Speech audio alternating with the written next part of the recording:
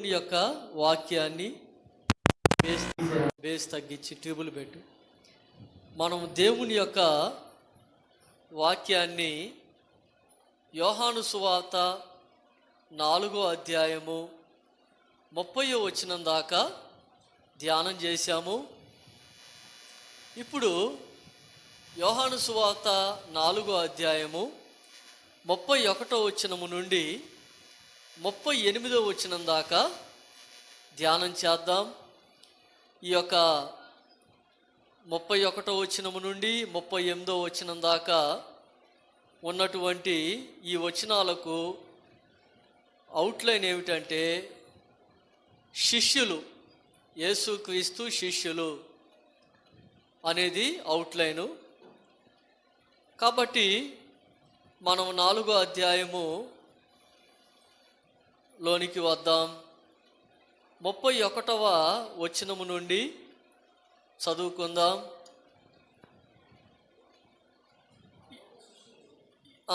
ఆలోగా శిష్యులు, బోధకుడా, భోజనము చేయమని ఆయనను వేడుకొనిరి. అందుకు ఆయన, భుజించుటకు మీకు తెలియని ఆహారము నాకు ఉన్నదని వారితో చెప్పగా, శిష్యులు ఆయన భుజించుటకు ఎవడైనా ఏమైనాను తెచ్చనేమో అని ఒకనితో ఒకడు చెప్పుకొనేది. యేసు వారిని చూచి, నన్ను పంపిన వాని చిత్తము నెరవేర్చుటయు ఆయన పని తుదముట్టించుటయు నాకు ఆహారమై ఉన్నది. చాలు, తర్వాత చదువుకుందాం మిగిలిన వచనాలు. ఇక్కడ మధ్యాహ్న కాల సమయం. యేసుక్రీస్తు బావి కాడ ఆయన ఉన్నాడు, ఆకలితో ఉన్నాడు, దప్పికతో ఉన్నాడు. అప్పుడు దేవుని బిడ్డలారా, ఆకలితో దప్పికతో ఉన్నటువంటి యేసుక్రీస్తు ఆ యొక్క ప్రదేశంలో సమరయ స్త్రీతో మాట్లాడుతూ ఉన్నాడు, సువార్త చెప్తున్నాడు, ఆమెకి దేవుని మాటలు చెప్తా ఉన్నాడు. అయితే యేసుక్రీస్తు యొక్క శిష్యులు భోజనము తేటానికి వెళ్ళారు. భోజనం తేటానికి వాళ్ళు వెళ్ళారు. భోజనము తేవటానికి వెళ్ళి వాళ్ళు మళ్ళా ప్రభు దగ్గరకు వచ్చారు. ఈ లోపల ఆయన ఆమెతో మాట్లాడుతూ ఉన్నాడు, సమరయ స్త్రీతో మాట్లాడుతూ ఉన్నాడు. అయితే వాళ్ళు భోజనం తెచ్చినప్పుడు, అయ్యా నువ్వు కూడా భోజనం చెయ్యి అని చెప్పి అడిగినప్పుడు ఆయన ఏమన్నాడంటే, మీకు తెలియని వేరే ఆహారం నాకున్నది. అదేమిటంటే 34వ వచనంలో అన్నాడు, యేసు వారిని చూచి, నన్ను పంపిన వాని చిత్తము నెరవేర్చుటయు ఆయన పని తుదముట్టించుటయు నాకు ఆహారమై ఉన్నది. అంటే దేవుని యొక్క చిత్తము నెరవేర్చటం, దేవుని యొక్క చిత్తాన్ని నెరవేర్చటం, దేవుని యొక్క పని తుదముట్టించటము నాకు ఆహారమై ఉన్నది, నాకు ఆహారమై ఉన్నది అని ప్రభు చెప్తా ఉన్నాడు. కాబట్టి ఇక్కడ మనం చూసినట్లయితే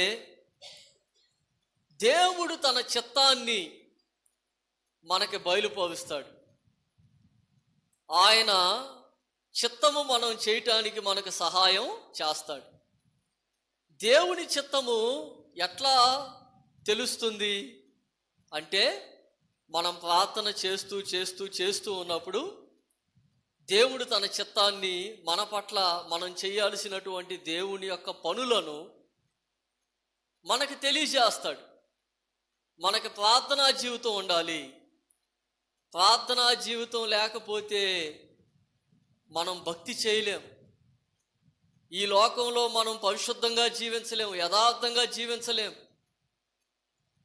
పవిత్రంగా ఉండలేం. కాబట్టి మనకు ప్రార్థనా జీవితం అనేది ఉండాలి. అసలు దేవుని చిత్తం ఏమిటి అంటే బైబిల్లో చాలా విషయాలు ఉన్నాయి. దేవుని చిత్తం చాలా వచనాలు ఉన్నాయి. అయితే మనం అందరము చేయాల్సినటువంటి ఒక ప్రాముఖ్యమైనటువంటి దేవుని చిత్తం ఉంది. అందరూ చేయాల్సిన ప్రాముఖ్యమైన ఒక దేవుని యొక్క చిత్తం మన పట్ల ఉంది. అదేమిటి అంటే మత్తయి సువార్తలోనికి వద్దాం. మత్తయి సువార్త 28వ అధ్యాయము 18వ వచనం నుండి 20వ వచనం దాకా చదువుకుందాం. మత్తయి సువార్త 28 18వ వచనం నుండి 20వ వచనం దాకా.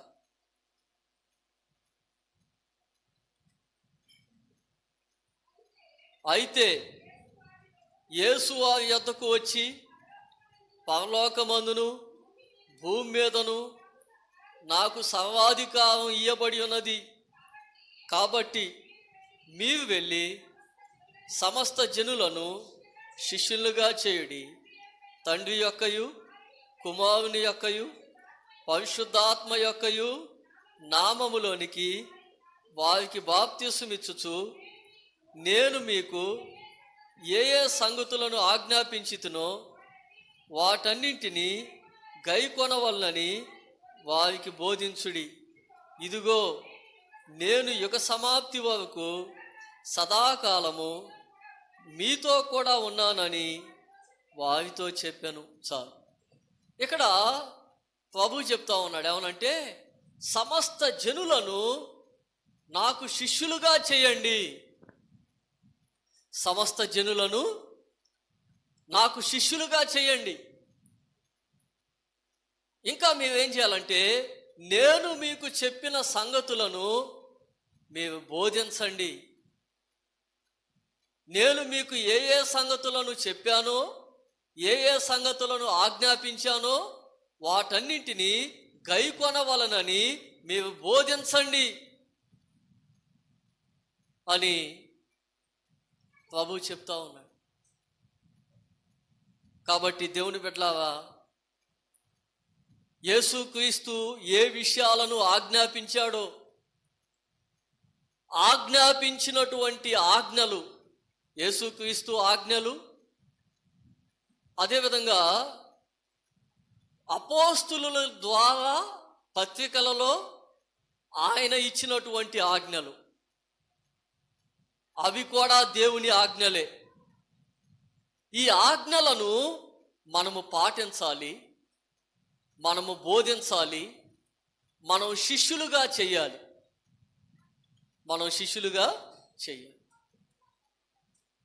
అసలు ఆజ్ఞాపించినటువంటి ఆజ్ఞలు మనం చూడాలి. కొంతమంది ఏమంటారంటే 40 దినాలు ఉపవాసం ఉండాలండి, 40 దినాలు ఉపవాసం ఉండాలి అని కొంతమంది ఉపవాసం ఉంటారు. ఎందుకు ఉంటున్నారు ఉపవాసం అని అడిగితే, ఏమండి యేసుక్రీస్తు 40 దినాలు ఉన్నాడు కదా, మేము కూడా ఉంటామండి. యేసుక్రీస్తు 40 దినాలు ఉన్నాడు, కానీ యేసుక్రీస్తు ఎక్కడ 40 దినాలు ఉపవాసం ఉండమని ఆజ్ఞాపించలేదు. ఆయన ఉన్నాడు, కానీ ఆయన ఆజ్ఞాపించలేదు, ఆయన చెయ్యమని చెప్పలేదు.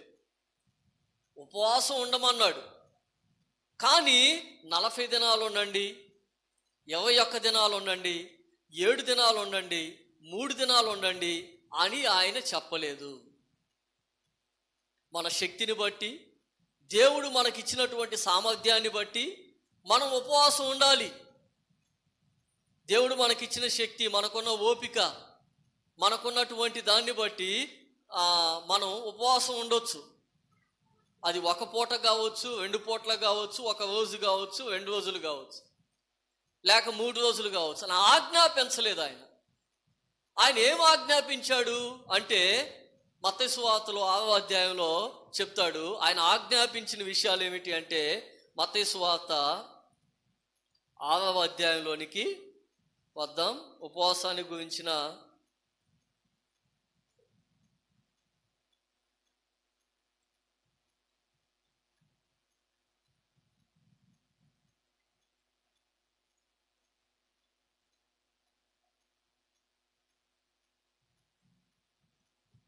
వచనం, 6వ అధ్యాయము 16వ వచనం.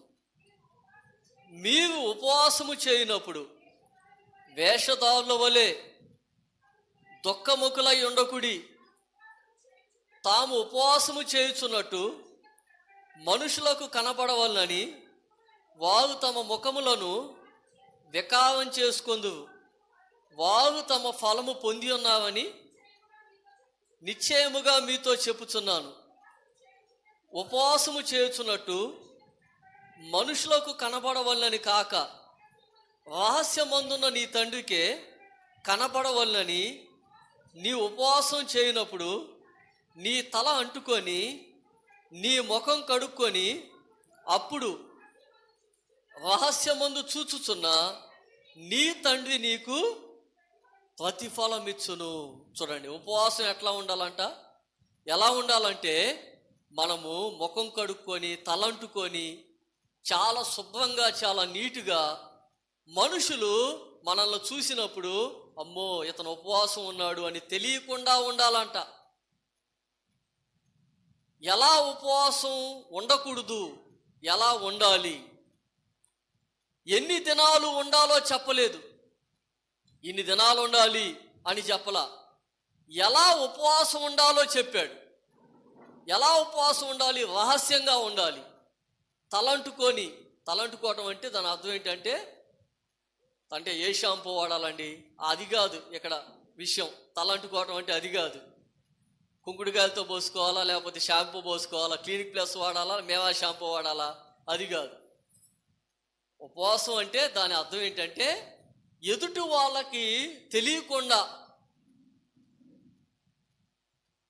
వాళ్ళకి తెలియకుండా రహస్యంగా ఉపవాసం ఉండాలి అని చెప్పి అన్నాడు.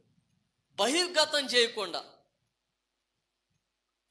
నేను 40 దినాలు ఉపవాసం ఉన్నాను, పాలు దాగి ఉన్నాను. అయితే అప్పుడు నాకు తెలియలా. నాకు ఉపవాసము ఉండాలి అని చెప్పినటువంటి పాస్టర్ గారు 40 దినాలు ఉండు నానా అని చెప్పి అన్నాడు.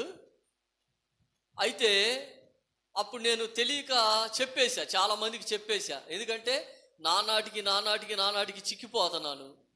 40 దినాలు భోజనం లేదు, పాలు తాగుతున్నాను, కొంతకాలం జ్యూస్ తాగా. ఆ తర్వాత పాస్టర్ గారు ఏమన్నాడంటే, నాన్న జ్యూస్ కూడా తాగకూడదు, ఓన్లీ పాలు మాత్రం తీసుకో, మజ్జిగ తీసుకో, మంచినీళ్ళు తీసుకో అన్నాడు.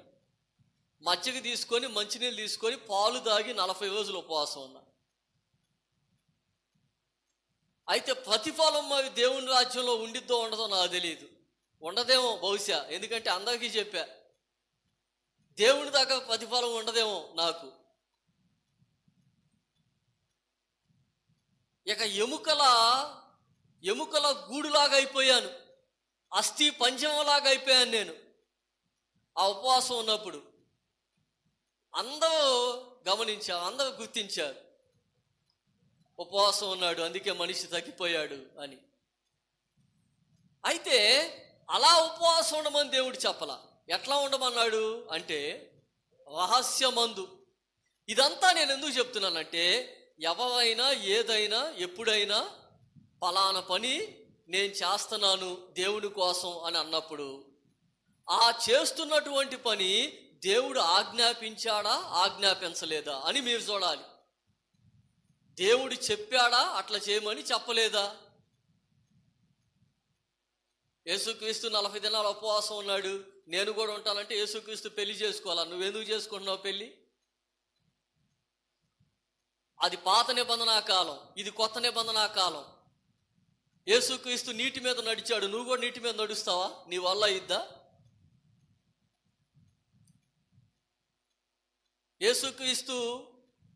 యేసుక్రీస్తు లాగా మనం చేయలేం. ఆయన భూమి మీద ఉన్నప్పుడు ఏదైతే చేశాడో అట్లా మనం చేయలేం. ఉపవాసాలు అవి మనం చేయలేం. ఆయన ఆజ్ఞాపించిన వాటిని మనం చేయగలం. బైబిల్లో ఆజ్ఞ ఉందా లేదా, ఆయన చెప్పాడా చెప్పలేదా? ఆయన చెప్తే మనం చేయాలి, ఆయన చెప్పకుండా మనం చేయకూడదు. పొలాల్లోకి వెళ్ళి ప్రార్థన చేయాలి, యేసుక్రీస్తు చెప్పాడా పొలాల్లోకి వెళ్ళి చేయమని? రహస్యమందు చూచు నీ పరలోకపు తండ్రి, రహస్యమందు చేయమన్నాడు. అసలు బహిర్గతం కాకూడదు, సంత వీధుల్లో నిలబడి చేయకూడదు అన్నాడు యేసు ప్రభు. మనం ప్రార్థన చేస్తున్న సంగతి 10 మందికి తెలియాలా? తెలియాల్సిన అవసరం లేదు. నేను భక్తుడిని, నేను గాని చేశాను ప్రార్థన అనేటటువంటి విషయం తెలియకూడదు అన్నాడు ఆయన. అయితే మన సబ్జెక్ట్ అది కాదు. కానీ నేనేం చెప్పాలనుకుంటున్నానంటే ఇక్కడ మత్తయి సువార్త 28వ అధ్యాయంలో ఆయన ఏమన్నాడు అంటే, ఆయన చెప్పాడు ఏమనంటే, సమస్త జనులను నాకు శిష్యులుగా చేయండి, సువార్త ప్రకటించండి. మార్కు సువార్తలో కూడా చెప్పాడు ఇదే మాట. మార్కు సువార్త 16వ అధ్యాయంలోనికి వస్తే, మార్కు సువార్త 16వ అధ్యాయంలో చూద్దాం.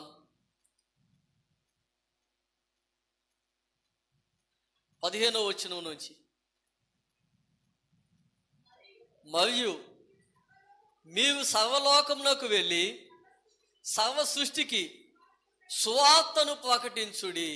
ఏమండి, ఎంత అద్భుతమైన మాట చెప్పాడు చూడండి. సర్వలోకానికి వెళ్ళి ఏం చేయాలంట? సర్వ సృష్టికి సువార్తను చెప్పండి. సర్వ సృష్టిలోని జీవరాశి అంతా నీదు మహిమనే ప్రస్తుతించగా, స్వరమెత్తి పాడి నీ మహిమ కార్యములు ప్రతి స్థలమునందు ప్రకటించదా. నీవే మార్గం, నీవే సత్యం, నీవే జీవం, నిన్న నేడు ఏకరీతిగా ఉన్నవాడవు, విడువవు ఎడబాయవు నా యేసయ్యా. నిన్న నేడు ఏకరీతిగా ఉన్నవాడవు, విడువవు ఎడబాయవు నా యేసయ్యా. సర్వ సృష్టిలోని జీవరాశి అంతా నీదు మహిమనే ప్రస్తుతించగా, స్వరమెత్తి పాడి నీ మహిమ కార్యములు ప్రతి స్థలమునందు ప్రకటించదా. ఈ పర్వత శిఖరాకాశం నీ అద్భుత కార్యములే, ఈ చెట్లు నదులు భూమి నీ చేతి పనులే. నీవు లేనిదే ఏమి కలుగలేదు, ఆది సంభూతుడా. నీవు ఉండగా నాకు భయము లేదు, పరమ జయశాలి. నీవు లేనిదే ఏమి కలుగలేదు, ఆది సంభూతుడా. నీవు ఉండగా నాకు భయము లేదు, పరమ జయశాలి. నీవే మార్గం, నీవే సత్యం, నీవే జీవం, నిన్న నేడు ఏకరీతిగా ఉన్నవాడవు, విడువవు ఎడబాయవు నా యేసయ్యా. నిన్న నేడు ఏకరీతిగా ఉన్నవాడవు, విడువవు ఎడబాయవు నా యేసయ్యా. ఆమేన్, హల్లెలూయా. కాబట్టి ఇక్కడ ఏం చెప్తా ఉన్నాడు అంటే, మార్కు సువార్తలో అయినా మత్తయి సువార్త 28వ అధ్యాయంలో అయినా ఒకే విషయం, ఒకే సందర్భం, ఒకే స్థలం, ఒకే ప్రదేశం, ఒకే సందర్భం. కొన్ని వచనాలు ఈయన రాశాడు, కొన్ని విషయాలు మత్తయ్య ఇంకొన్ని విషయాలు రాశాడు. ఒకే స్థలం, ఒకే ప్రదేశం, ఒకే సమయం. యేసుక్రీస్తు సర్వలోకానికి వెళ్ళి సువార్త ప్రకటించండి, సమస్త జనులను నాకు శిష్యులుగా చేయి. కాబట్టి మనం ఏం చేయాలి? దేవుని యొక్క వాక్యం ఏం చెప్తా ఉంది అంటే, మనందరి పట్ల దేవునికి ఒక చిత్తం ఉంది. ఏమిటా చిత్తం అంటే, మనము దేవుని యొక్క సువార్తను ప్రకటించాలి. మనము ఏం చేయాలంటే, మనము సువార్త ప్రకటించిన తర్వాత ప్రజలను శిష్యులుగా చేయాలి. ఒకటి సువార్త ప్రకటించాలి, రెండు శిష్యులుగా తయారు చేయాలి. శిష్యులుగా తయారు చేయాలి. అది మన పట్ల దేవుని చిత్తం. అది మన పట్ల దేవుని చిత్తం. ఒక పాస్టర్ గారు ఒక తీర్మానం చేసుకున్నాడు. ఏమనంటే, నేను గనక ఈరోజు సువార్త చెప్పకపోతే నేను భోజనం చేయను అని తీర్మానం చేసుకున్నాడు ఓ పాస్టర్ గారు. ఆ రోజు గనక ఎక్కడ ఆయన కూటం పెట్టలేదు అనుకో, ఆయన ఏం చేసేవాడు అంటే భోజనం చేసేవాడు కాదు. కొంతకాలానికి ఏమైందంటే, అలాగ తిని తినక కొంతకాలానికి ఏమైందంటే షుగర్ వచ్చింది. షుగర్ వచ్చినా కూడా అదే పని, అదే తీర్మానంలో ఉన్నాడు. సువార్త చెప్పకపోతే భోంచేయను, భోజనం చేసేవాడు కాదు. కొంతకాలానికి ఏమైందంటే కిడ్నీలు ఫెయిల్ అయిపోయింది, చనిపోయాడు ఆయన యేసన్న గారు. కాబట్టి దేవుని పట్ల ఆయనకు ఒక మంచి తీర్మానం ఉంది, ఒక కమిట్మెంట్ ఉంది. చనిపోయాడు, కిడ్నీలు ఫెయిల్ అయిపోయినాయి, చనిపోయాడు ఆయన. ఆ తర్వాత నెక్స్ట్ జనరేషన్ వాళ్ళని గురించి నేనేం చెప్పలేను, కానీ ఆయన అయితే అట్లాగా తీర్మానంతో ఉన్నాడు. కాబట్టి దేవుని యొక్క పని తుదముట్టించుట, దేవుని యొక్క పని తుదముట్టించుట, దేవుని చిత్తము చేయుట, నాకు ఆహారము అని చెప్పి అంటాం. ఒకసారి మనము ఒక మాటను చూద్దాం. ఒక మాటని మనం చూసి అపోస్తులుల కార్యముల గ్రంథంలోనికి వద్దాం.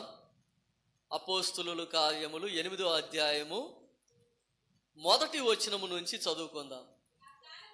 ఆ కాలమందు యెరూషలేములోని సంఘమునకు గొప్ప హింస కలిగినందున అపోస్తులులు తప్ప అందరూ యోదయ సమరయ దేశముల యందు ఒక్క నిమిషం అమ్మ, తర్వాత చదువుకుందాం మిగిలిన విషయాలు. ఇక్కడ యెరూషలేములో సంఘం ఉంది.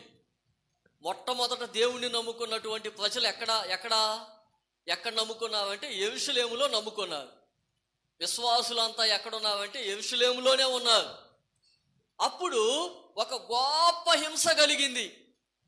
దేవుణ్ణి నమ్ముకున్నటువంటి వాళ్ళని ఓచకోత కొయ్యటం మొదలుపెట్టారు అప్పుడున్నటువంటి అధికారులు, చక్రవర్తులు, రాజులు. అప్పుడు ఏమైందంటే, యెరూషలేములో ఉన్నటువంటి అపోస్తులు ఉన్నారు, 12 మంది అపోస్తులు యెరూషలేములోనే ఉన్నారు. ఎంత హింస వచ్చినా, ఎంత బాధ వచ్చినా, ఎంత కష్టం వచ్చినా యెరూషలేములోనే ఉన్నారు. కానీ విశ్వాసులు మాత్రం చెదిరిపోయారు. ఎక్కడికి వెళ్ళారు విశ్వాసులు అంటే, యెరూషలేము నుండి యోదయ దేశానికి, సమరయ దేశానికి చెదిరిపోయారు. అలాగా చెదిరిపోయినప్పుడు చెదిరిపోయినటువంటి విశ్వాసులు ఏం చేశారు? ఏమండి, ఇప్పుడు ఉదాహరణకి ఇప్పుడు నేనున్నాను అనుకోండి, నా అడ్రస్ ఏమిటి? పదిమి. నా అడ్రస్ పదిమి. ఇక్కడ నాకు ఒక ఇల్లు ఉంది, అది నా అడ్రస్. ఇక్కడ హింస కలిగిందనుకో, నా ప్రాణాలను దక్కించుకోవటానికి నేను ఎక్కడికైనా వెళ్ళిపోయాను అనుకో, అప్పుడు నాకు ఈ ఊళ్ళో ఉన్నటువంటి ఇల్లుని నేను పోగొట్టుకుంటాను. అంతేగా, ఇక నాకు ఇల్లు ఉండదుగా. నేను వేరే చోటుకి వెళ్తాను, ఏ గుంటూరు లేకపోతే ఎక్కడికో వెళ్తాను. అక్కడికి వెళ్తే అక్కడ నాకు ఇల్లు ఉండదుగా. నా ఇంటిని, నాకున్నటువంటి సమస్తాన్ని నేను కోల్పోతాను. అట్లాగా యెరూషలేములో ఉన్నటువంటి విశ్వాసులకి హింస కలిగింది. ఏమనంటే, నువ్వు దేవుణ్ణి నమ్ముకుంటే నిన్ను చంపేస్తాం, నువ్వు యేసుక్రీస్తుని వదిలిపెట్టకపోతే నిన్ను చంపేస్తాం అన్నారు. ఒకవేళ బతకాలంటే వాళ్ళు ఏం చేయాలి? తమకున్నటువంటి ఆస్తుల్ని, ఇళ్ళని, పొలాల్ని, సమస్తాన్ని వదిలిపెట్టి తమ ప్రాణాలను గుప్పెట్లో పెట్టుకొని వేరే చోటకి వెళ్ళి బతకాలి. అట్లాగా యేసుక్రీస్తుని నమ్ముకొని యేసుక్రీస్తుని వదిలిపెట్టకుండా వాళ్ళు ఏం చేశావంటే సమరయ దేశానికి, యోదయ దేశానికి చదివి వెళ్ళిపోయావు. కానీ దేవుణ్ణి మాత్రం ఆస్తులు వదిలిపెట్టావు, పొలాలు వదిలిపెట్టావు, సమస్తాన్ని వదిలిపెట్టావు. కానీ యేసుక్రీస్తుని వదిలిపెట్టలేదు. ఆస్తుల్ని పోగొచ్చు. ఏమండి, దేవుళ్ళలోకి వచ్చామండి, మనం దేవుళ్ళలోకి వచ్చాం. దేవుళ్ళలోకి వచ్చినాక ఇంకా మనకి సినిమాలు ఎందుకండి? మనకి సినిమాలు అవసరమా? వదిలిపెట్టలేమా? వాళ్ళు మొదటి శతాబ్దంలో ఉన్న క్రైస్తవులు తమ ప్రాణాలు పోతాయి అంటే వాళ్ళు తమ ఆస్తుల్ని, తమ పొలాల్ని, సమస్తాన్ని వదిలిపెట్టారు. మనము యేసుక్రీస్తులోనికి వచ్చినాక మన పాత స్నేహితుల్ని వదిలిపెట్టలేమా? దేవుణ్ణి నమ్మనటువంటి, అంటే నమ్మని వాళ్ళతో సహవాసం చేయొద్దని నేను అంటలేదు, అవిశ్వాసులతో సహవాసం చేయొద్దని నేను అంటలేదు. కానీ వాళ్ళతో కలిసి నీవు పాపము చేయకూడదు. నేను యేసుక్రీస్తు నమ్ముకున్నాక నా స్నేహితులకి నేను సువార్త చెప్పా. అప్పుడు నా స్నేహితులు ఏమన్నారో తెలుసా? ఇంకెప్పుడు నువ్వు మాకు సువార్త చెప్పొద్దు, నువ్వు మాకు అసలు నీకు మన మధ్యలో యేసుక్రీస్తు మాటలు చెప్పొద్దు, అట్లయితేనే నువ్వు మాతో సహవాసం చేయి, లేకపోతే నీతో మాకు ఫ్రెండ్షిప్ వద్దన్నారు వాళ్ళు. అప్పుడు నేను ఆ స్నేహితులందరినీ వదిలేశాను, ఆ కాంటాక్ట్స్ అన్ని వదిలేశాను, మానేశాను నేను. కాబట్టి నువ్వు యేసుక్రీస్తుని నమ్ముకున్నాక ఇంకా నీకు గర్ల్ ఫ్రెండ్స్ ఉండకూడదు, నీకు బాయ్ ఫ్రెండ్స్ ఉండకూడదు. నీకు ఎట్టి పరిస్థితుల్లో నువ్వు ప్రభువులోనికి వచ్చినాక నీకు గర్ల్ ఫ్రెండ్స్ ఉండకూడదు, బాయ్ ఫ్రెండ్స్ ఉండకూడదు. నువ్వు దేవుని యొక్క వాక్యానికి విరుద్ధంగా ప్రవర్తించకూడదు, వదులుకోవాలి దేవుని కోసం. నువ్వు ప్రభువు కొరకు నిలబడాలి. ఇక పాత స్నేహాలు నిన్ను ఏదైతే లోకంలోకి, పాపంలోకి లాగుతున్నాయో వాటిని వదులుకోవాలి. నువ్వు వాటిని వదిలేసి మంచి సహవాసాన్ని కలిగి ఉండాలి. నిన్ను పాడు చేసే సహవాసాలు నీకొద్దు, నీ ఆధ్యాత్మిక జీవితాన్ని పాడు చేసే సహవాసాలు నీకొద్దు. దేవునితో నీకున్నటువంటి సహవాసాన్ని పాడు చేసే సహవాసాలు నీకొద్దు, వాటిని వదిలేశాయి. వాళ్ళు తమ ఆస్తుల్ని, తమ యొక్క పొలాలని, తమకున్నటువంటి సమస్తాన్ని ప్రభువుకి వదిలిపెట్టి వాళ్ళు యోదయ దేశానికి, సమరయ దేశానికి వెళ్ళిపోయారు. అక్కడికి వెళ్ళి వాళ్ళు ఏం చేస్తున్నారు? 4వ వచనం, కాబట్టి చెదిరిపోయిన వారు సువార్త వాక్యము ప్రకటించుచు సంచారము చేసి చాలు. చెదిరిపోయిన వాళ్ళు ఏం చేస్తున్నారో తెలుసా? చెదిరిపోయినటువంటి వాళ్ళు అక్కడికి వెళ్ళి అక్కడ కూడా సువార్త చెబుతున్నారు. సమరయ దేశానికి వెళ్ళి సువార్త చెబుతున్నారు, యోదయ దేశానికి వెళ్ళి సువార్త చెబుతున్నారు. ఒక చోట నుంచి అసలు ఆస్తుల్ని పోగొట్టుకున్నావు కదా, సమస్తాన్ని కోల్పోయావు కదా, కానీ అక్కడికి వెళ్ళి ఏం చేస్తున్నావంటే అక్కడ కూడా దేవుని యొక్క సువార్త చేస్తావు. ఇది దేవుని చిత్తము, ఇది దేవుని యొక్క ప్రణాళిక. ఏమండి, ప్రభువులోకి వచ్చాం. ప్రభువులోకి వచ్చినాక మనకి లిఫ్టిక్ అవసరమా? మనకి లిఫ్టిక్ అవసరమా? లేకపోతే లోక సంబంధమైనటువంటి ఆ యొక్క వేషధారణ మనకు అవసరమా? మనకవి తగుమాత్రపు అలంకరణ, సరే, తగుమాత్రపు అలంకరణ, మితిమించిన అలంకరణ మనకు అవసరమా? సినిమా పాటలు మనకు అవసరమా? సినిమా రింగ్ టోన్స్ మనకు అవసరమా? వాటన్నిటినీ సమాధి చేయాలి కదా, వాటన్నిటినీ దేవుని కొరకు వదిలిపెట్టాలి కదా. ఒకవేళ నా మాటలు మీకు కష్టంగా ఉంటే నన్ను క్షమించండి. పోయిన ఆదివారం క్షమించా, ఇప్పుడు కూడా క్షమించండి. హల్లెలూయా. పోయిన ఆదివారం క్షమించినట్టే ఈ ఆదివారం కూడా క్షమించండి. కాబట్టి దేవుని బిడ్డలారా, దేవుని యొక్క వాక్యం ఏం చెప్తా ఉందంటే, మరి మనం దేవుని కొరకు త్యాగం చేయాలి. క్రైస్తవుడిగా బతకాలండి. నేను క్రైస్తవుడిని, నేను దేవుని బిడ్డని, అందుకే నేను బొట్టు పెట్టుకోవట్లేదు. నేను దేవుని బిడ్డని, అందుకే నేను ముగ్గేయట్లేదు. అవసరమైతే నాకు పని అవ్వకపోతే పని మానేస్తాను. అంతేగాని దేవునికి వ్యతిరేకంగా నేను చెయ్యను. ఎంత ఇబ్బంది అయినా, ఎంత కష్టమైనా, ఎంత బాధ అయినా దేవుని యొక్క వాక్యపు వెలుగులో నేను నడుచుకుంటాను అనేటటువంటి ఆ బలమైనటువంటి తీర్మానం మనకు ఉండాలి.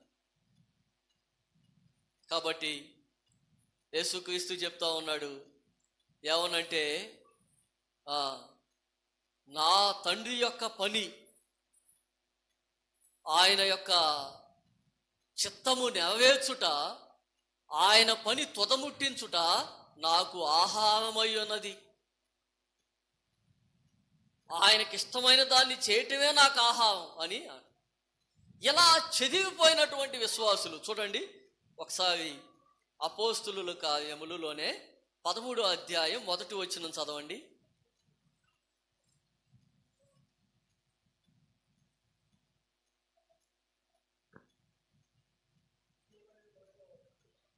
ఒక్క నిమిషం. 12వ అధ్యాయంలోకి ఒక్కసారి వచ్చి మళ్ళా 13వ అధ్యాయంలోనికి వెళ్దాం. 12వ అధ్యాయం 1వ వచనం చదవండి. దాదాపు అదే కాలమందు రాజైన హేరోదు సంఘపు వారిలో కొందరిని బాధ పెట్టుటకు బలత్కారముగా పట్టుకొని. చాలండి. చూడండి, ఇక్కడ మనం చూసినట్లయితే రాజైన హేరోదు ఏం చేశాడంట, సంఘములో ఉన్నటువంటి కొంతమందిని బలత్కారంగా పట్టుకున్నాడు. అంటే మరలా హింసించడం మొదలుపెట్టాడు. అట్లా హింసించబడినప్పుడు కొంతమంది విశ్వాసులు చెదిరి వెళ్ళిపోయారు. మొత్తానికి ఈ సమయంలో 12వ అధ్యాయంలో జరిగినటువంటి సంభవాన్ని బట్టి వెళ్ళిపోయావో, అంతకుముందు చదువుకున్న 8వ అధ్యాయంలో సందర్భాన్ని బట్టి వెళ్ళిపోయావో తెలియదు, కానీ అంతియోకయాకి కొంతమంది వెళ్ళిపోయారు. ఎక్కడికి వెళ్ళావండి? అంతియోకయాకి వెళ్ళిపోయి అక్కడ సువార్త చేయొచ్చు, అక్కడ దేవుణ్ణి ఆరాధిస్తున్నారు. అలా దేవుణ్ణి ఆరాధిస్తూ ఉండగా కొంతమంది రక్షించబడ్డారు, కొంతమంది దేవుణ్ణి నమ్ముకున్నారు, రక్షించబడ్డారు. ప్రతి ఆదివారం అంతియోకయాలో కొంతమంది విశ్వాసులు కలిసి ఆరాధన చేస్తున్నారు. ఆ సంగతి అపోస్తులులకు తెలిసింది, యెరూషలేములో ఉన్న అపోస్తులులకు తెలిసింది. అపోస్తులు ఏం చేశారంటే, అంతియోకయాలో ఉన్నటువంటి ఆ పట్టణంలో ఉన్నటువంటి సంఘానికి కొంతమంది దైవ సేవకుల్ని ఎవరిని పంపించామంటే, అపోస్తులుల కార్యములు 13వ అధ్యాయం 1వ వచనాన్ని చదువుకుందాం. అంతియోకయాలోనున్న సంఘములో బర్నబా, నిగేర్ అనబడిన సుమియోను, కురేనీయుడైన లూకియా, చతుర్థాధిపతి అయిన హేరోదుతో కూడా పెంచబడిన మన యేసు, సౌలు అను ప్రవక్తలను బోధకులను ఉండి వారు ప్రభువుని సేవించుచు ఉపవాసము చేయుచుండగా పరిశుద్ధాత్మ నేను బర్నబాను సౌలును పిలిచిన పని కొరకు వారిని నాకు ప్రత్యేకపరచుడని వారితో చెప్పాను. చాలండి. ఇక్కడ అంతియోకయాలో కొంతమంది బోధకులు ఉన్నారు. వాళ్ళలో 2 వ్యక్తుల్ని మనకు తెలుసు, పౌలు, బర్నబా. అపోస్తులు ఏం చేశారంటే యెరూషలేములో ఉన్నటువంటి పౌలుని, యెరూషలేములో ఉన్నటువంటి బర్నబాని అంతియోకయాకి పంపించారు. అక్కడ సంఘం ఉంది, అక్కడ ప్రతి ఆదివారం ఆరాధన జరుగుతుందంట, వాళ్ళకు వాక్యం చెప్పండి, వాళ్ళను బలపరచండి అని పౌలుని బర్నబాని పంపించారు. దేవుని బిడ్డలారా, ఇక్కడ మనం గమనించినట్లయితే పౌలు బర్నబా అక్కడ దేవుని యొక్క సేవ ఆ సంఘంలో చేస్తూ ఉన్నారు, దేవుని సేవ చేస్తూ ఉన్నారు. ఇప్పుడు మనము యోహాను సువార్త 4వ అధ్యాయంలో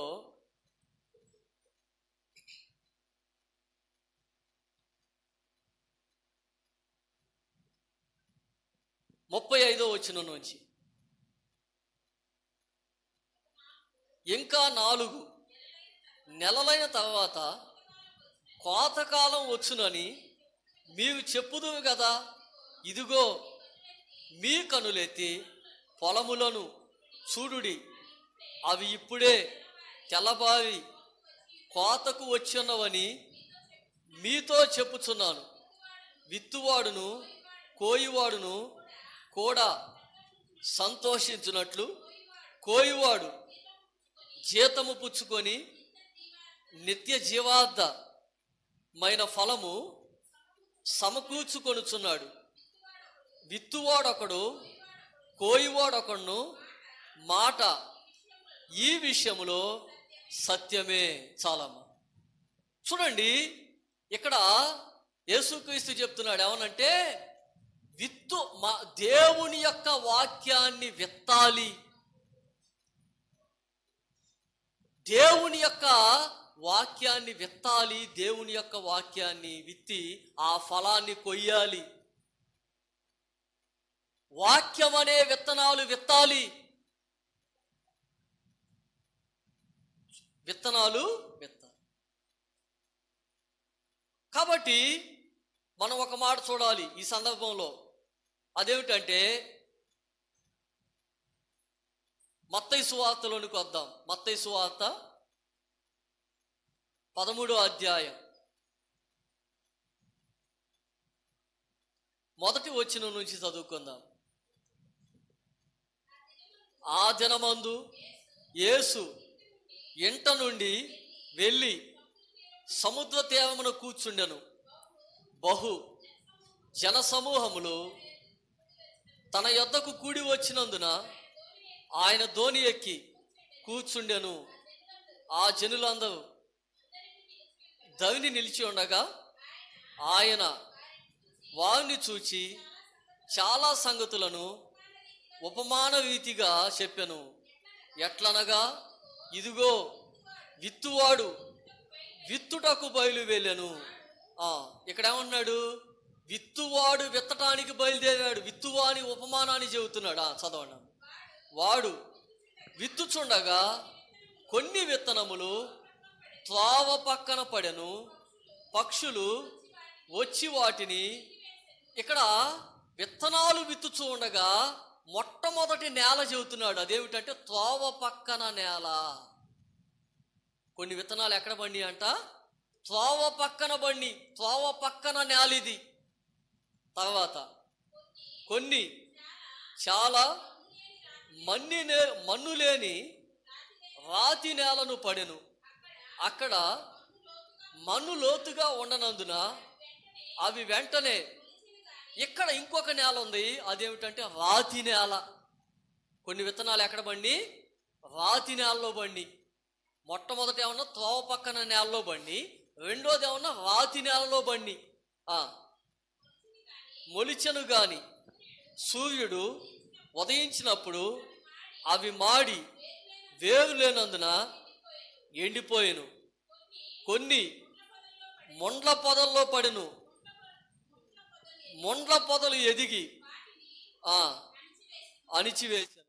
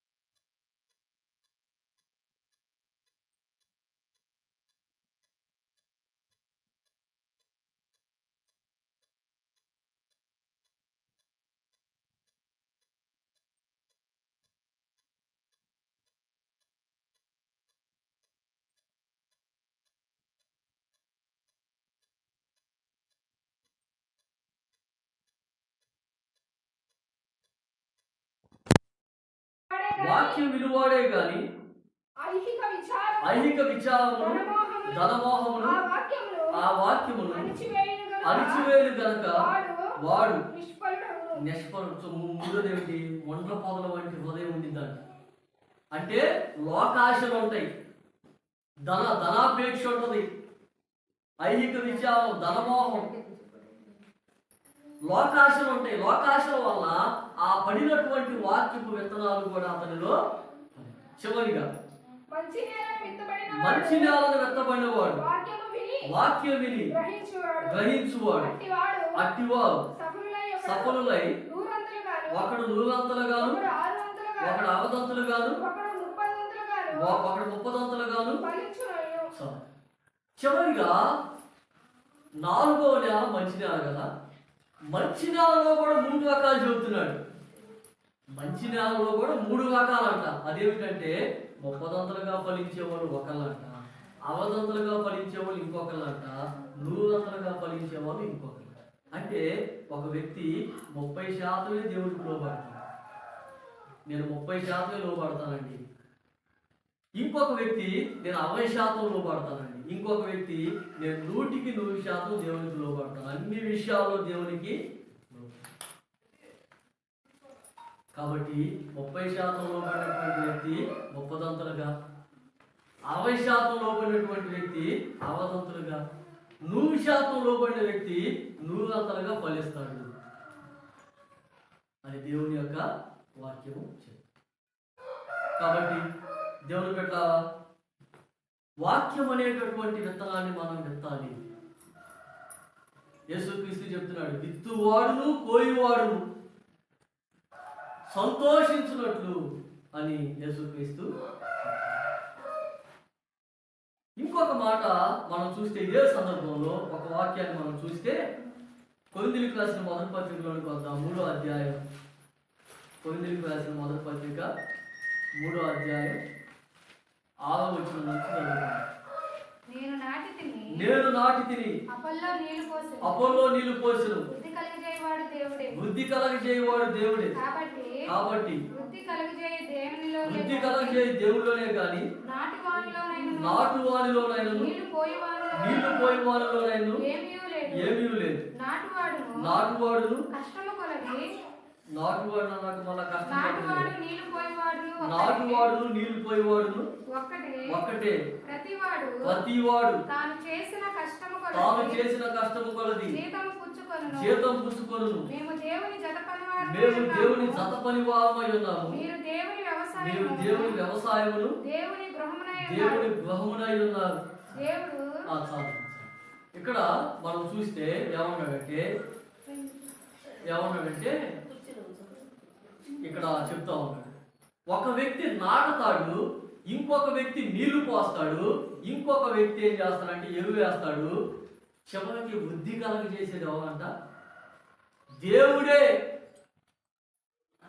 నేను నాటాను అనుకోండి, ఇంకొక వ్యక్తిని దేవుడు నీళ్లు పోయటానికి ఉపయోగించుకుంటాడు, ఇంకొక వ్యక్తిని ఎరువు వేయటానికి ఉపయోగించుకుంటాడు. చివరికి వృద్ధి కలగజేసేది. ఇప్పుడు ఉదాహరణకు చెప్పాలంటే ఈ యొక్క సంఘాన్ని స్థాపించింది నల్లకొండ పౌలు గారు. ఆయన నాటాడు, ఈ ప్రాంతంలో సేవ అనేది ప్రారంభించి దేవుని యొక్క వాక్యాన్ని నాటాడు ఆయన. తర్వాత యేసుబాబు పాస్టర్ గారు నీళ్లు పోసాడు. ఇప్పుడు నేను వచ్చి ఏం చేస్తున్నానంటే ఆ పంటని కోస్తున్నాను నేను. కాబట్టి ఒక వ్యక్తి నాటాడు, ఇంకొక వ్యక్తి నీళ్లు పోసాడు, నేను వచ్చి ఎరువు వేస్తున్నాను. వృద్ధి కలగజేసేది దేవుడు, మనలో ఏమి. కాబట్టి దేవుని పెట్టారా గమనించండి. చివరిగా ఒక్క మాట చదువుకొని మనం ముగించుకుందాం. యోహాను సువార్త 4వ అధ్యాయంలో చివరిగా ఒక మాట మనం చూద్దాం.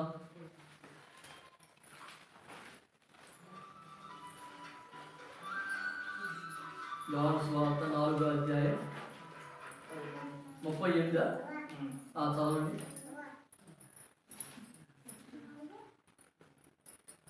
మీరు దేని గురించి కష్టపడలేదు, దానిని కోయుటకు మిమ్మల్ని పంపితిని. ఇతరులు కష్టపడింది, మీరు వారి కష్టఫలములో ప్రవేశించుచున్నారని చెప్పాను.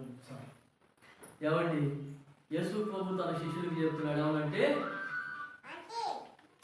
ఒక మాట ఏమన్నాడంటే,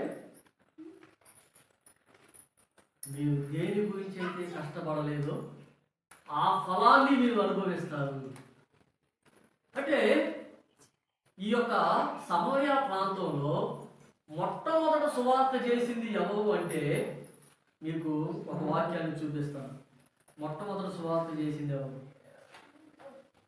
ఒక మాట చదువుకుందాం.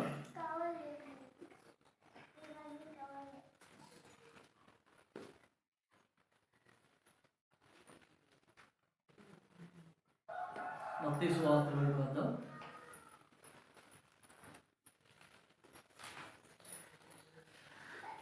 మత్తయి సువార్త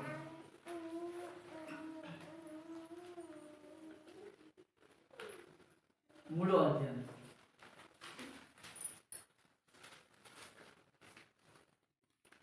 5వ వచనం. మొదటి వచనం చదవండి. ఆ దినముల యందు బాప్తిసమిచ్చు యోహాను వచ్చి పరలోక రాజ్యము సమీపించి ఉన్నది, మారుమనసు పొందుడని యోదయ అరణ్యములో ప్రకటించుచుండెను. ఇప్పుడు 5వ వచనం చదవండి. ఆ సమయమున యెరూషలేము వారు యోదయ వారందరూ యోర్దాను నది ప్రాంతముల వారందరూ అతని యొద్దకు వచ్చి తమ పాపములు ఒప్పుకొనుచు యోర్దాను నదిలో అతని చేత బాప్తిస్మం పొందుచుండిరి. అతడు పరిసయ్యులలోను శుద్ధకైలలోను అనేకులకు బాప్తిస్మం పొందవచ్చుట చూచి, సర్ప సంతానమా, రాబో ఉగ్రతను తప్పించుకొనుటకు మీకు బుద్ధి చెప్పువాడెవడు? మారు మనసు తగిన ఫలము ఫలించుడి. బాప్తిస్మమిచ్చు యోహాను ఎక్కడైతే ఆయన బాప్తిస్మం ఇస్తున్నాడో ఆ యొక్క ప్రదేశం అనేది సమరయ ప్రదేశానికి చాలా దగ్గర ప్రదేశం అంట. బైబిల్ పండితులు చెప్తున్నారు. సమరయ అనేటటువంటి ఆ ప్రదేశానికి బాప్తిస్మమిచ్చు యోహాను బాప్తిస్మం ఇస్తున్నటువంటి ఆ ప్రదేశం అనేది చాలా సమీపం అంట. కాబట్టి వాళ్ళు ఏమంటారంటే, బాప్తిస్మమిచ్చు యోహాను ఆయన శిష్యులు సమరయ ప్రాంతంలో వాళ్ళు వాక్యం చెప్పారు. మొట్టమొదట విత్తనం విత్తిన వాళ్ళు వాళ్ళే. వాళ్ళ కష్టాన్ని వాళ్ళు విత్తనం వేశారు. యేసుక్రీస్తు యోహాను సువార్త 4వ అధ్యాయంలో కొంత పంట, ఆ తర్వాత అపోస్తులుల కాలంలో ఏమైందంటే, ఫిలిప్పు వెళ్తాడు అదే ప్రాంతానికి.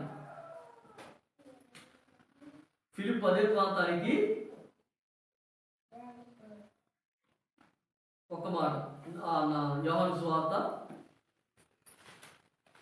3:23 చదవండి. సలీము దగ్గరనున్న సలీము దగ్గరనున్న ఐనోను అనే స్థలం దగ్గర నీళ్లు విస్తారంగా ఉండేది కనుక యోహాను కూడా అక్కడ బాప్తిస్మం ఇచ్చుతూ ఉండేది. జనులు వచ్చి సలీము అనేటటువంటి ప్రదేశం సమరయ ప్రాంతంలో ఉంది. సలీము అనే ప్రదేశం సమరయ ప్రాంతానికి దగ్గరలో ఉందంట.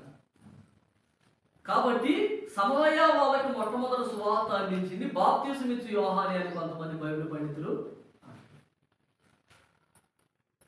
కాబట్టి బాప్తిస్మమిచ్చు యోహాను సువార్త ప్రకటిస్తే ఆ యొక్క సువార్త ప్రకటించినటువంటి ఆ ఫలాన్ని, ఆ యొక్క విత్తనాలు బాగా ఫలాన్ని ఎవరు అనుభవించారంటే అపోస్తులు అనుభవించారు. తర్వాత కాలంలో అపోస్తుల యొక్క శిష్యులు ఆ యొక్క ఫలాన్ని పంటలు కోసారు. కాబట్టి దేవుని బిడ్డ, దేవుని యొక్క వాక్యం ఏం చెప్తుందంటే మనం విత్తాలి. మీ అందరికీ తెలిసినటువంటి విషయమే ఒకటి చెప్తాను. అదేమిటంటే, అశోకుడు అనేటటువంటి ఒక ఆయన మన భారతదేశానికి చక్రవర్తిగా చాలా కాలం ఆయన పరిపాలన చేశాడు. అశోక చక్రవర్తి అంటారు. ఆయన ఒక దినాన దేశ సంచారం చేస్తూ ఉండగా ఒక ప్రదేశంలో ఒక పండు వృద్ధుడు ఒక చెట్టు నాటుతున్నాడు. చెట్టును ఆడుతూ ఉంటే ఆయనకు ఆశ్చర్యం అనిపించి గొడవ దిగి ఆ ముసలివాడి దగ్గరికి వెళ్ళి, అయ్యా నువ్వు ముసలివాడివి, నువ్వు చెట్టును ఆడుతున్నావు, దీనివల్ల ప్రయోజనం ఏంటి? ఈ చెట్టు ఎప్పుడు పెద్దదవ్వాలి, దీనికి ఎప్పుడు పిందెలు పడాలి, ఆ పిందెలు ఎప్పుడు కాయలు అవ్వాలి, ఆ కాయలు ఎప్పుడు పండాలి, వాటిని ఎప్పుడు నువ్వు తినాలి, ప్రయోజనం ఏమిటి అని చెప్పి అడిగినప్పుడు ఆ ముసలాయన ఏమన్నాడంటే, అయ్యా ఈ చెట్టు నాడుతుంది నేను తినడం కోసం కాదు, ఈ చెట్టు కనుక నేను నాటితే ఈ యొక్క చెట్టు ఫలాలని మన పిల్లలు తింటావయ్యా అని చెప్పాను. అప్పుడు అశోకుడికి జ్ఞానోదయం అయ్యి దేశమంతా చెట్లు నాటించడం మొదలుపెట్టాడు. కాబట్టి మనం గనక ఒక విత్తనం వేస్తే ఆ విత్తనం యొక్క ఫలాన్ని మనం అనుభవించలేకపోవచ్చు, కానీ మన పిల్లల దాన్ని నువ్వు ఒక మంచి పని చేసావు అనుకో, నువ్వు ప్రార్థన చేసావు అనుకో, ప్రార్థనకు మించిన మంచి పని ఏముంది? నువ్వు ప్రార్థన చేసావు అనుకో, నువ్వు పరిశుద్ధంగా ఉన్నావు అనుకో, నువ్వు ఒక విత్తనాన్ని విత్తుతున్నావు, నువ్వు అది నీ పిల్లలకి దీవెనగా మారిద్ది, అది నీ పిల్లలకి అది దీవెనగా ఉంటుంది. అదే కనుక నువ్వు ఒక తప్పు చేస్తే, తప్పు అనేది కూడా ఒక విత్తనం లాంటిది, మనం చేసే ప్రతి పని ఒక విత్తనం లాంటిది, దాని యొక్క ఫలితం అనేది కూడా మన పిల్లలు అనుభవించక. కాబట్టి దేవుని బిడ్డ ఇక్కడ మనం చూస్తూ ఉన్నాం. నేను ముగిస్తాను, పాపం మీరు చాలా ఇబ్బందిగా పడతా ఉన్నారు. నేను ఇబ్బంది పడిన, ఎందుకంటే నేను వాక్యం చెబుతున్నాను కదా, నేను ఇబ్బంది పడినా నాకు అనిపించదు, కానీ మీరు కూర్చున్నారు కాబట్టి మీకు కొంచెం ఇబ్బందిగానే ఉంటుంది. కాబట్టి దేవుని బిడ్డలారా గమనించండి, సమయం అయిపోయింది. యేసుక్రీస్తు చెప్తా ఉన్నాడు ఏమనంటే, మనము దేవుని యొక్క వాక్యాన్ని ఎత్తాలి, దేవుని పని చేయాలి. ఈ సంవత్సరంలో ఎవరికైనా ఒక్క వ్యక్తికైనా మనం శ్వాస చెప్పాము. సంవత్సరం అయిపోతుంది కదా, నవంబర్ నెలలోకి వచ్చేసాము. ఇది నవంబర్, ఈరోజు 2వ తారీఖు, డిసెంబర్ వచ్చే నెల అయిపోతుంది, మళ్ళీ జనవరి 2026లోకి వెళ్ళిపోతాం. ఒక్క వ్యక్తికైనా సువార్త చెప్పాము. సువార్త చెప్పడం నీ పని, ఆ వ్యక్తిని నువ్వు మార్చలేవు, నేను మార్చలేవు. సువార్త చెప్పి ఆ వ్యక్తి కోసం నువ్వు ప్రార్థన చేస్తూ ఉండాలి. ప్రార్థన చేస్తూ ఉంటే ఒకానొక సమయంలో ఆ వ్యక్తిని దేవుడు పట్టుకున్నాడు. ఒకానొక సమయంలో ఆ వ్యక్తి దేవుని యొక్క మందిరానికి దేవుని ప్రార్థన చేసుకుంటా వచ్చేవారు ప్రభు యొక్క బల